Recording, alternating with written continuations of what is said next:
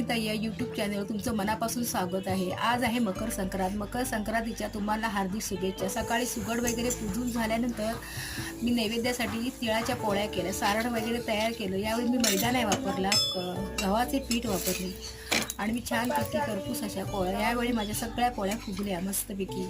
नंतर मी देवाला नैवेद्य भरला, एक स्वामींना, एक सुगडाला आणि एक आमच्या कुलस्वामीला। आणि मग दुपारी आमचं जेवण वगैरे झाल्यानंतर आम्ही नंतर गच्चीत पतंग उडवायला गेलेलो। आमच्या गच्चीत पतंग खूप येतात, कारण प्रत्येक ठिकाणाहून पतंग उडवत मुलं असतात, त्याच्यामुळे पतंग पकडायला पण एक प्रकारची खूप मजा असते। त्यावेळी आम्हाला गच्चीत खूप पतंग मिळाले।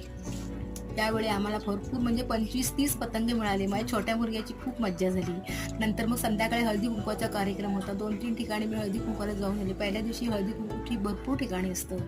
तर तुम्ही माझ्या चॅनलवर नवीन असाल तर नक्की लाईक, शेअर, सबस्क्राईब करायला